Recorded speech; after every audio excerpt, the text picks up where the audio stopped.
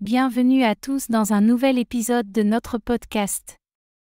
Aujourd'hui, on va parler d'un sujet qui touche énormément de personnes qui apprennent le français. Je comprends le français, mais je n'arrive pas à le parler. Est-ce que ça vous semble familier?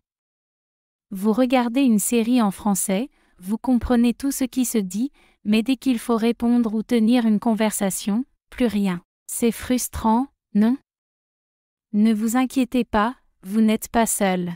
Ce décalage entre la compréhension et la production orale est complètement normal. Comprendre une langue et la parler sont deux compétences très différentes. La compréhension, c'est une compétence passive, vous recevez les mots, vous les reconnaissez, et votre cerveau fait le lien avec ce que vous avez déjà entendu ou appris. Par contre, parler, c'est une compétence active, vous devez produire des mots, former des phrases, penser rapidement, tout en gérant votre stress ou votre peur de faire des erreurs. C'est beaucoup d'étapes à gérer en même temps. On peut comparer ça à une personne qui regarde des vidéos de danse sur Internet. Elle comprend les mouvements, elle peut même les imaginer, mais si on lui demande de danser, ce n'est pas pareil. Pourquoi? Parce qu'il faut de la pratique physique, une coordination, une mémoire musculaire. Parler une langue, c'est un peu pareil. Il faut entraîner votre bouche, votre langue, votre cerveau, c'est un vrai travail d'équipe.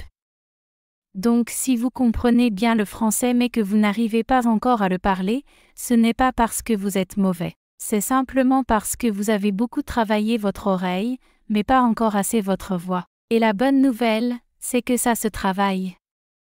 Dans la suite du podcast, avec Lucas, on va explorer ensemble pourquoi parler est plus difficile, comment surmonter la peur de parler, et surtout quelles techniques simples vous pouvez utiliser tous les jours pour parler français plus naturellement. Restez avec nous, vous allez voir, parler français, c'est possible, et même agréable.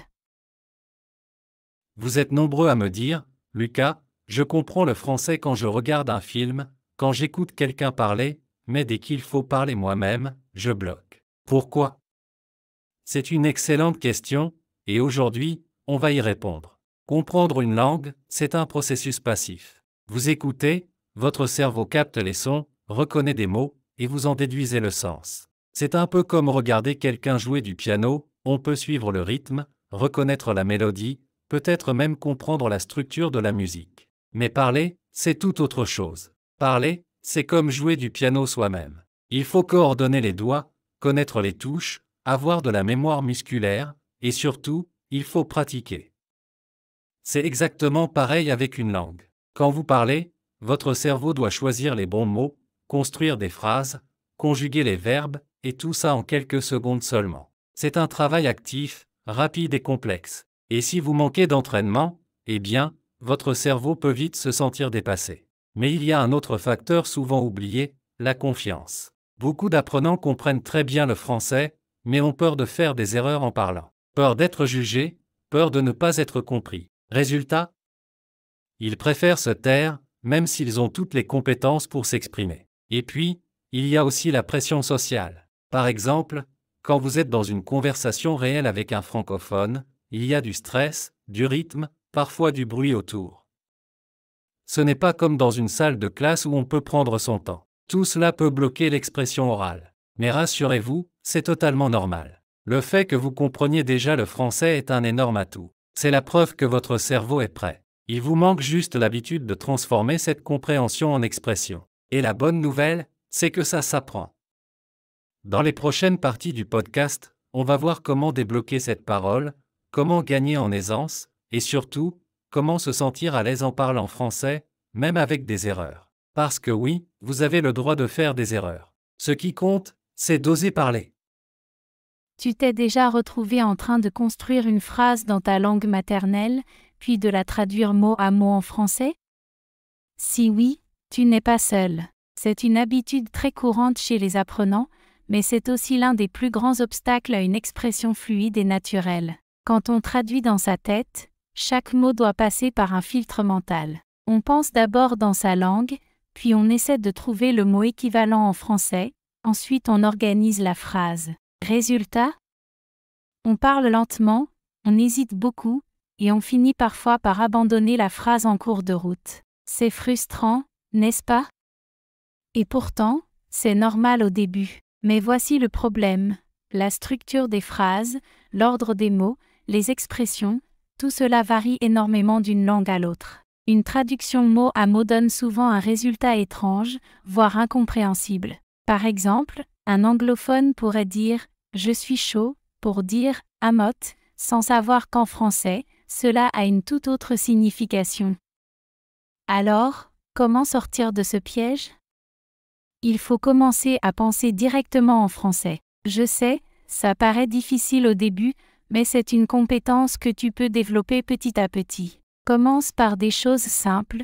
Quand tu regardes un objet, pense à son nom en français. Quand tu veux dire quelque chose dans ta tête, essaie de le formuler directement en français, même si c'est approximatif. Et surtout, ne cherche pas la perfection. C'est en pratiquant que tu construiras ton instinct linguistique. Petit à petit, tu vas former dans ton esprit un répertoire mental des expressions toutes prêtes que tu pourras réutiliser sans réfléchir. En résumé, plus tu essaies de traduire, plus tu bloques. Mais plus tu penses en français, plus tu gagnes en fluidité. Et crois-moi, ce déclic-là peut vraiment transformer ton apprentissage.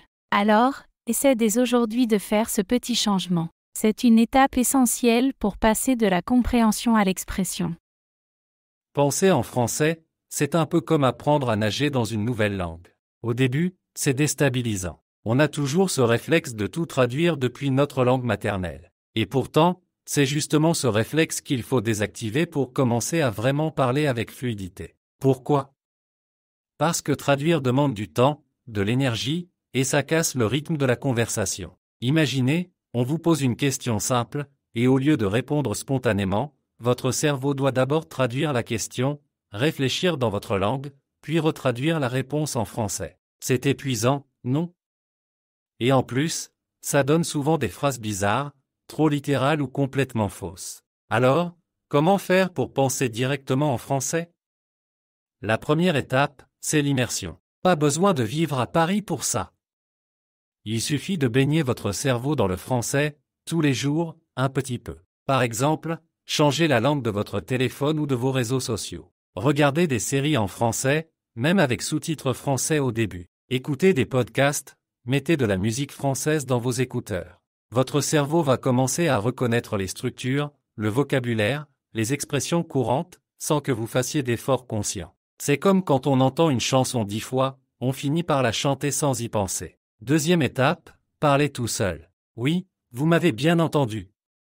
Parler seul, c'est un super exercice. Décrivez ce que vous faites, je prépare un café, je vais sortir, il fait beau aujourd'hui. Pas besoin de faire des phrases compliquées. Le but, c'est de connecter les mots français directement à vos pensées, sans passer par votre langue d'origine. Petit à petit, ces phrases deviennent automatiques. Et puis, il y a une astuce que j'adore, les mots-clés. Par exemple, si vous apprenez le mot « marché », essayez d'y associer directement une image, des fruits, des gens, des étals. Pas la traduction en anglais ou en espagnol. Juste l'image, l'idée. Comme ça, votre cerveau crée un lien direct entre le mot français et sa signification, pas son équivalent dans une autre langue. C'est beaucoup plus rapide, plus naturel, et surtout, plus efficace.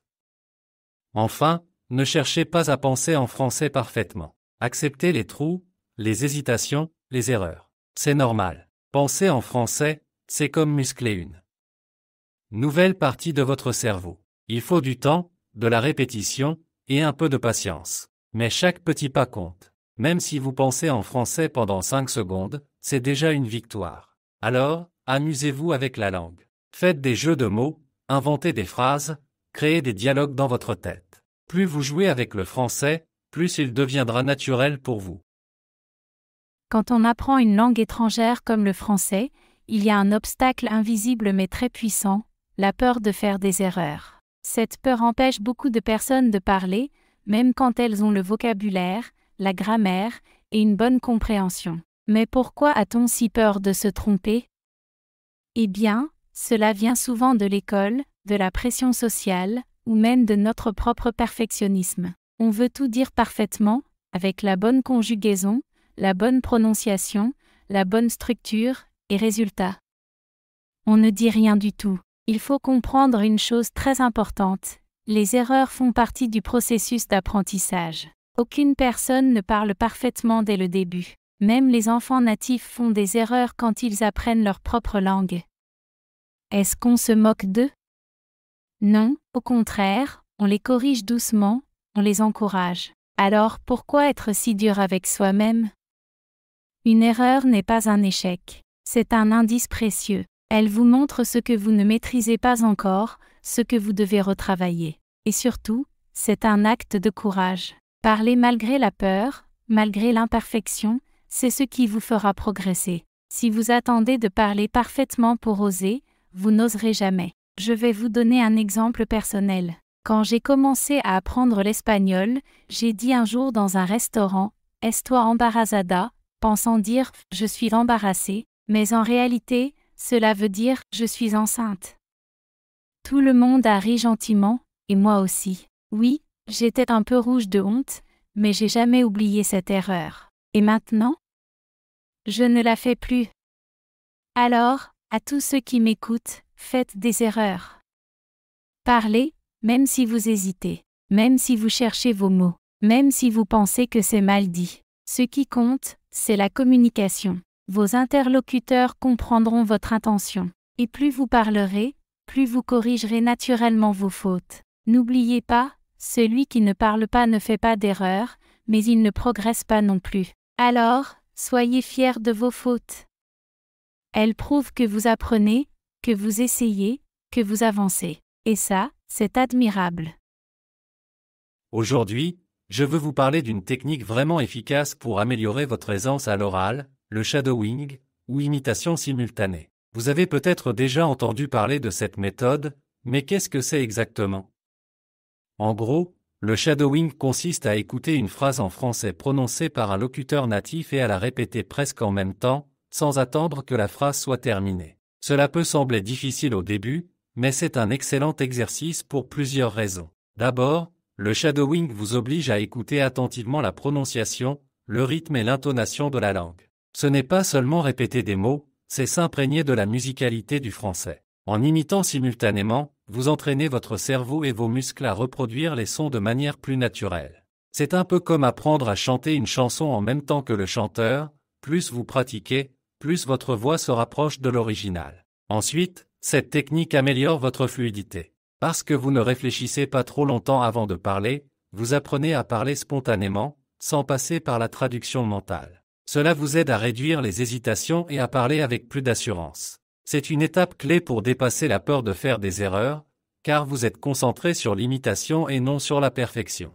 Pour commencer, choisissez des courts extraits audio simples, une phrase ou deux, ou un dialogue court. Vous pouvez trouver ces extraits dans des podcasts, des vidéos ou des applications d'apprentissage. Il vaut mieux commencer par quelque chose que vous comprenez déjà, pour ne pas vous décourager. Écoutez d'abord plusieurs fois, puis essayez de répéter à voix haute en même temps que l'enregistrement. Ne vous inquiétez pas si vous ne suivez pas parfaitement dès le début, c'est normal. Avec le temps, vous pourrez augmenter la longueur des passages, et même essayer d'imiter l'intonation et les émotions du locuteur. Le shadowing aide aussi à améliorer votre prononciation, car en répétant souvent, vous détectez plus facilement les sons que vous avez du mal à produire. Enfin, je vous conseille de pratiquer régulièrement, même 10 minutes par jour peuvent faire une grande différence. Vous verrez que votre oreille devient plus fine, que votre bouche s'habitue au son du français, et surtout, que vous gagnez en confiance pour parler. Alors, prêt à essayer le shadowing? C'est un outil simple, accessible, et très puissant pour progresser rapidement. N'hésitez pas à me partager vos expériences la prochaine fois. On continue ensemble. Parlons maintenant d'un point très important pour progresser en français, utiliser des phrases de la vie quotidienne. C'est une astuce souvent sous-estimée, mais c'est vraiment la clé pour se sentir à l'aise à l'oral. Pourquoi? Parce que ces phrases, ce sont un peu comme des outils prêts à l'emploi. Quand vous les maîtrisez bien, vous pouvez les sortir sans réfléchir, et ça vous donne confiance pour continuer la conversation. Par exemple, imaginez que vous êtes dans un café en France et que vous voulez commander un café. Vous n'avez pas besoin de construire une phrase compliquée. Apprenez simplement à dire « Bonjour, un café, s'il vous plaît » ou « Combien ça coûte ?» Ce sont des phrases simples, mais elles ouvrent la porte à l'échange. Et quand vous les répétez souvent, elles deviennent naturelles. Vous les aurez toujours en tête, prêtes à sortir au bon moment. L'idée, c'est vraiment de commencer par des expressions utiles dans la vie de tous les jours. Des phrases comme « Comment ça va ? » « Je ne comprends pas » ou « Pouvez-vous répéter, s'il vous plaît ?»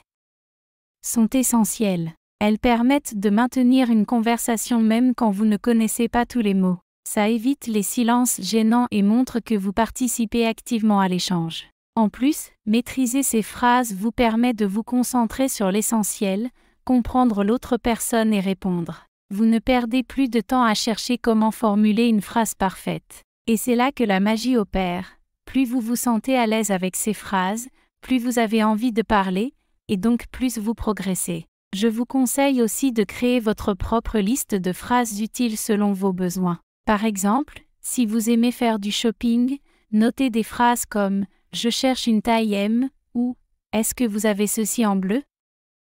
Si vous voyagez souvent, pensez à « Où est la gare ?» ou « À quelle heure part le bus ?» L'important, c'est de pratiquer ces phrases régulièrement, à voix haute, pour qu'elles deviennent un réflexe. En résumé, n'attendez pas d'avoir un vocabulaire énorme ou une grammaire parfaite pour parler. Commencez par apprendre et répéter ces petites phrases de tous les jours. Elles sont votre meilleur allié pour parler français naturellement et avec confiance. Alors, pourquoi ne pas essayer dès aujourd'hui ? Parlons maintenant d'une technique souvent sous-estimée, mais incroyablement efficace pour améliorer votre français oral, s'enregistrer soi-même. Oui, cela peut sembler un peu intimidant au début, mais je vous assure que c'est un outil puissant pour progresser rapidement. Imaginez que vous êtes en train de parler, mais cette fois, vous pouvez réécouter exactement ce que vous avez dit. Cela vous permet de repérer vos erreurs, vos hésitations, ou les sons qui vous posent problème. Souvent, quand on parle, on est tellement concentré sur ce qu'on veut dire qu'on ne remarque pas les petits détails. En s'enregistrant, on devient un peu comme son propre professeur. Une bonne façon de commencer est de choisir un sujet simple, par exemple parler de votre journée, décrire votre famille ou expliquer ce que vous aimez faire pendant votre temps libre. Enregistrez-vous en train de parler pendant 1 ou 2 minutes, puis écoutez l'enregistrement. À ce moment-là, soyez indulgent avec vous-même. L'objectif n'est pas d'être parfait, mais de prendre conscience de ce que vous pouvez améliorer. Peut-être que vous entendrez que votre prononciation d'un mot est un peu approximative, ou que vous faites des pauses trop longues. Vous pouvez aussi remarquer que vous utilisez toujours les mêmes mots ou expressions. C'est une excellente occasion pour enrichir votre vocabulaire et travailler votre fluidité. Une autre astuce intéressante est de comparer votre enregistrement avec un enregistrement d'un locuteur natif qui parle du même sujet. Par exemple, vous pouvez trouver une vidéo ou un podcast en français et essayer de répéter après eux, puis vous enregistrer pour voir à quel point vous êtes proche. Cette méthode vous aide non seulement à améliorer votre prononciation, mais aussi votre intonation et votre rythme. En plus, s'enregistrer permet de suivre vos progrès au fil du temps. Si vous gardez vos anciens enregistrements, vous pouvez les réécouter après quelques semaines ou mois et constater à quel point vous avez évolué. Cela vous motive énormément et vous donne envie de continuer à pratiquer. Enfin, n'oubliez pas que l'important est de parler régulièrement, même si c'est juste à vous-même. Parler, c'est avant tout de la pratique, et s'enregistrer est une manière simple, autonome et très efficace de s'entraîner. Alors, prenez votre téléphone ou votre ordinateur, lancez l'enregistreur vocal, et parlez, parlez, parlez. Ne soyez pas timide, faites de cette habitude un rendez-vous quotidien, et vous verrez rapidement les résultats. La confiance en vous grandira, votre prononciation s'améliorera, et petit à petit, parler français deviendra naturel. Parler couramment une langue étrangère, comme le français, est un objectif ambitieux mais totalement accessible, à condition d'adopter les bonnes habitudes et une attitude positive. Mon premier conseil, et sans doute le plus important, c'est la régularité. Même si vous ne pouvez consacrer que 5 ou 10 minutes par jour à pratiquer à l'oral, c'est cette constance qui fera la différence sur le long terme. Le cerveau fonctionne un peu comme un muscle.